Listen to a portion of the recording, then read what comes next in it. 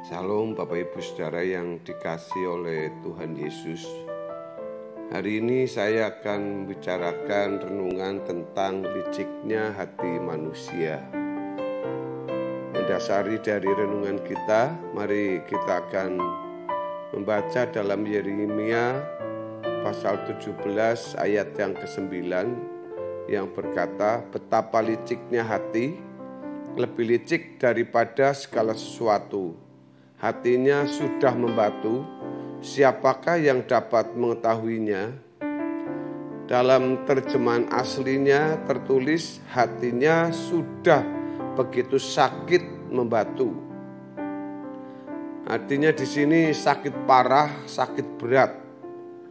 Siapa yang mengetahuinya? Saudara, kalau kita melihat di dalam bahasa aslinya, hati itu menipu, dari kata dalam bahasa Ibrani akob. Apa sebenarnya maksudnya ini? Lebih licik dari segala sesuatu. Hal ini sejajar dengan apa yang ditulis oleh Paulus di dalam Roma pasal 7 ayat yang ke-15, bahwa ia tahu apa yang baik, ia berniat berbuat baik, tetapi yang jahat ia lakukan. Di dalam Roma pasal 7 ayat yang ke-15 tadi. Sebab apa yang aku perbuat aku tidak tahu, karena bukan apa yang aku kehendaki yang aku perbuat, tetapi apa yang aku benci itulah yang aku perbuat.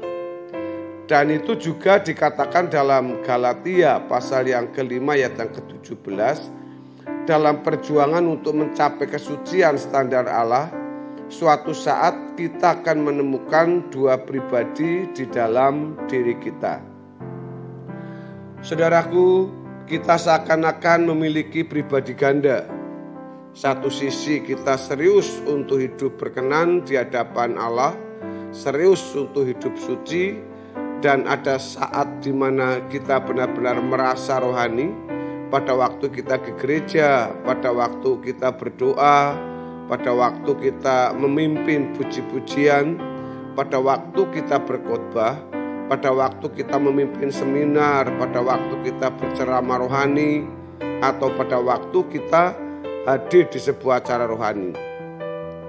Tetapi di luar dari acara itu, atau di luar lingkungan kegiatan rohani itu, kita bisa menjadi pribadi yang lain. Dan bagi kita yang berjuang atau bergumul untuk mencapai kesucian, kita bisa mengerti apa yang dimaksud bahwa seakan-akan ada pribadi ganda di dalam diri kita.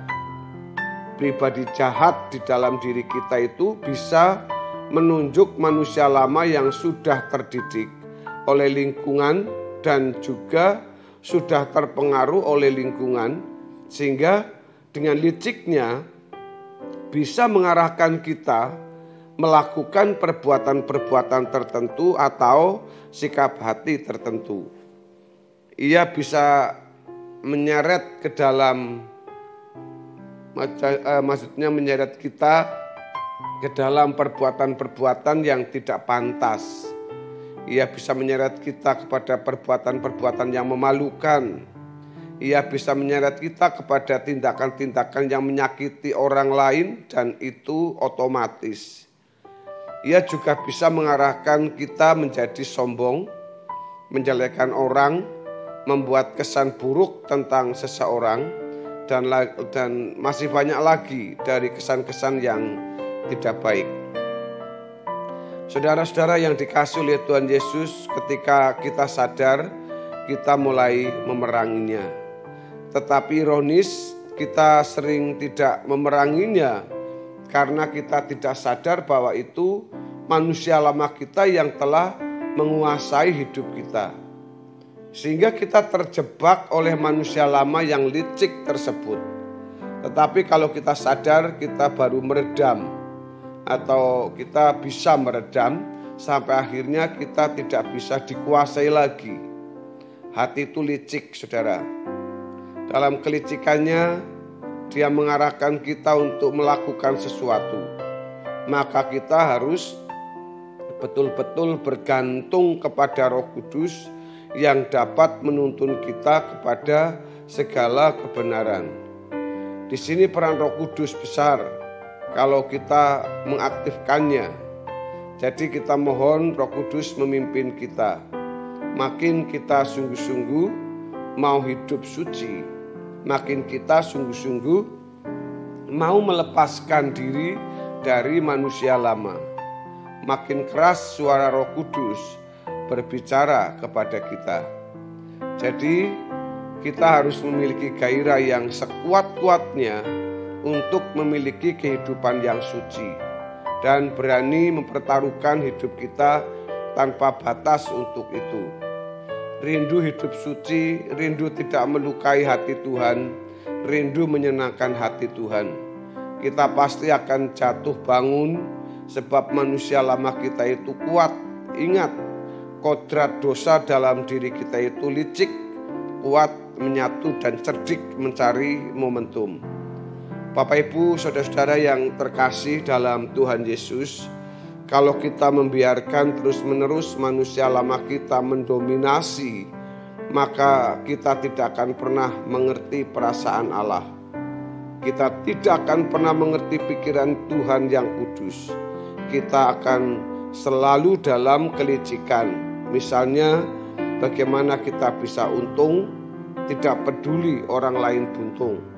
Kita hanya haus keuntungan diri sendiri. Kita tidak peduli perasaan orang, kita gila hormat tanpa kita sadar, materialistis tanpa kita sadar. Dan itu bukan hanya terjadi untuk jemaat, juga untuk pendeta, untuk rohaniawan. Setiap kita sangat berpotensi untuk terjerembab ke dalam kubangan pikiran kedagingan atau pikiran duniawi. Oleh sebab itu kita harus mengenali dengan benar manusia lama kita itu. Itulah sebabnya firman Tuhan dalam 1 Petrus 1 ayat 14 menasihati kita, jangan turuti hawa nafsu yang menguasai kamu pada waktu kebodohanmu. Pada momentum-momentum tertentu, pada saat-saat tertentu, mari kita minta petunjuk Tuhan. Kita minta Tuhan penuhi kita dengan Roh Kudus. Kita tidak dapat jalan sendiri. Kita mohon Tuhan menuntun kita. Kalau kita tetap menjaga pikiran perasaan Allah, kita akan terus lebih menyadari manusia lama kita yang mau mendominasi hidup kita. Bapak Ibu Saudara yang dikasihi oleh Tuhan Yesus, kita harus ingat dari pernyataan tadi bahwa kodrat dosa dalam diri kita itu licik, kuat, menyatu dan cerdik mencari momentum. Itu sebabnya kita mari bersama-sama, tidak ada orang yang kebal, tidak ada orang yang bebas dari kuasa kodrat dosa ini kecuali kita minta kepada firman Tuhan yang terus menjaga kita, menguatkan kita, dan Roh Kudus yang memenuhi hidup kita agar setiap hari, setiap waktu kehidupan kita yang dengan sungguh-sungguh serius untuk hidup dalam kekudusan, hidup dalam kebenaran, dan kita terus meminta agar kita diberikan kekuatan bahkan keberanian untuk berkata tidak dari segala godaan itu. Pada waktu kita mau melakukan hal itu berarti Bapak Ibu, hati kita yang licik akan dikalahkan oleh kuasa Roh Kudus atau kuasa firman yang setiap hari kita baca, kita dengar, kita renungkan dari apa yang kita dapat di dalam setiap kebenaran-kebenaran yang kita terima. Bapak Ibu Saudara yang dikasihi oleh Tuhan Yesus, mari kita bersama-sama berjuang untuk hidup di dalam kebenaran firman Tuhan. Kiranya kebenaran firman Tuhan hari ini memberkati kita semua. Haleluya. Amin.